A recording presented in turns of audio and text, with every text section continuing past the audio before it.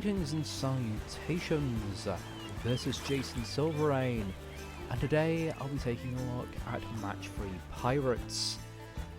This was developed by Graphium Studio as either their third or fourth Match-Free game. It's a little unusual, the release dates are not quite clear, and it's being published by Denda Games. And sadly, straight away I have to say, for those of you who just want a quick overview of this is the most mediocre match-free game I have played in a long time. I won't go out of my way and say awful, but it's very, very, very buggy and lacking polish. I mean, look at this.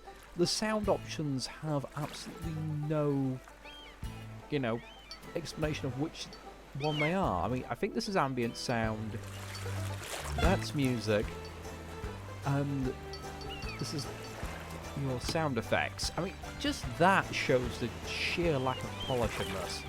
Now, to play, you only have one save, so I can't show you the intro to the story, but it immediately comes on to the last game. And I've been playing a handful of levels. I honestly just lost interest in this right away. And this, as you can see, it's just, the artwork is a bit meh. Now, the whole premise is, it follows on from the story of the last game, which I haven't played, which had 100 levels. And not many people can get past level 15 because it's bugged out and unable to be completed, which still hasn't been fixed apparently. And yes, you are a young boy called Bobby going to a parallel world, and apparently you save these pirates from Davy Jones's locker, but they can't come to our world because the immortality spell that keeps them alive instantly wears off and they start catching up with rapid aging. So if they stay in our world, they'll die.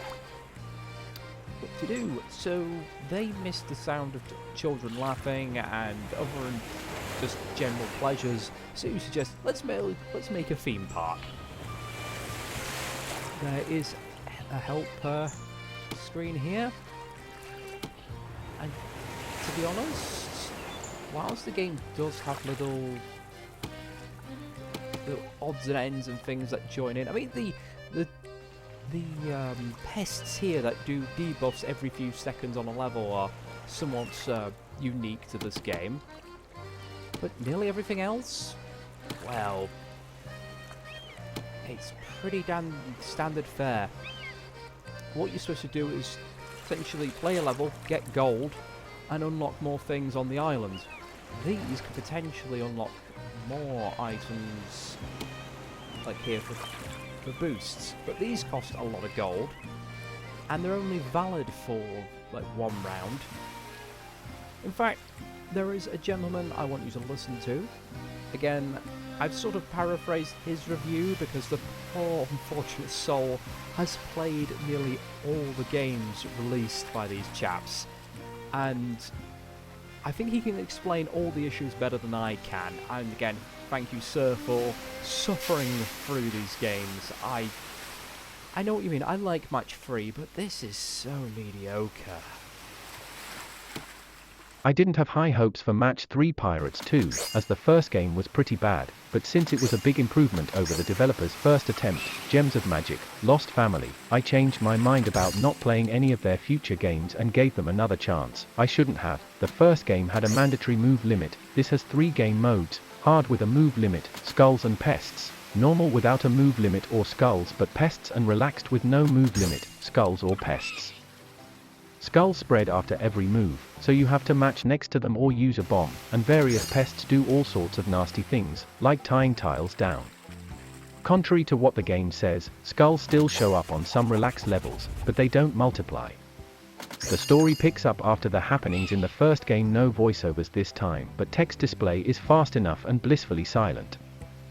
Anyway, old pirate dude misses the laughter of children from our world, so the player has the bright idea to build a pirate theme park. The overworld can be zoomed in to reveal how low-res the artwork is, barely anything is animated.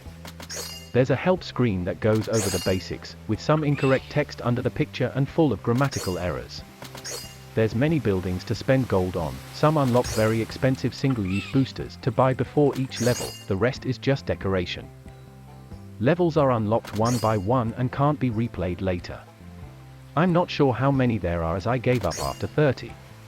You can continue playing and farming gold after the goals are met, but this time the amount of money collected isn't shown while playing, only afterwards.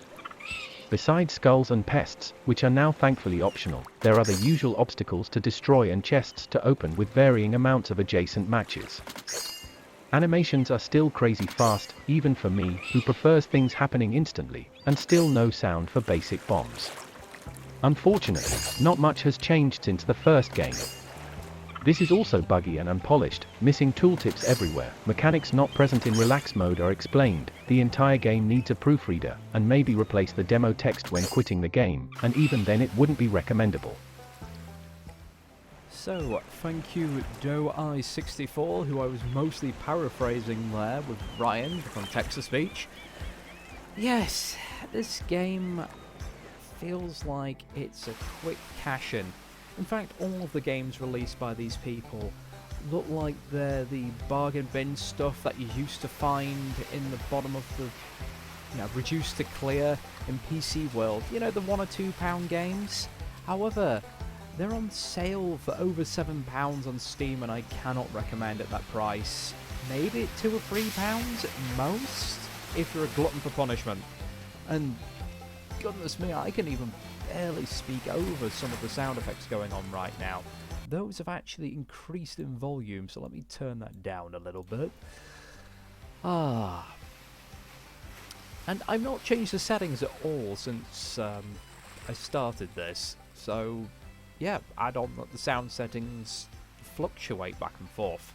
I've also discovered if you quit a level, you don't get any of the gold you unlock, so it's very easy to get stuck. I mean, since you can't replay old levels, how are you supposed to earn more gold if you get stuck on a level? So, yeah, you could basically sockcloth yourself, which is hardly fantastic. If the game's got anything going for it, it's maybe the, soundtrack, and even that is somewhat generic pirate music. It's okay. Oh goodness me, that ambient flaming water's getting on my nerves. I mean, at least they tried, but look at this. Tooltips broken everywhere. Absolutely everywhere. It's like, didn't get any gold for that, as you can see. And yeah, buggy mess, not worth your time, not worth your money. The fact that most of the adult games on Steam that are match free are like better than quality of this really shows. That's the sort of level you're being compared to here. I never like giving these negative reviews, but it has to be done.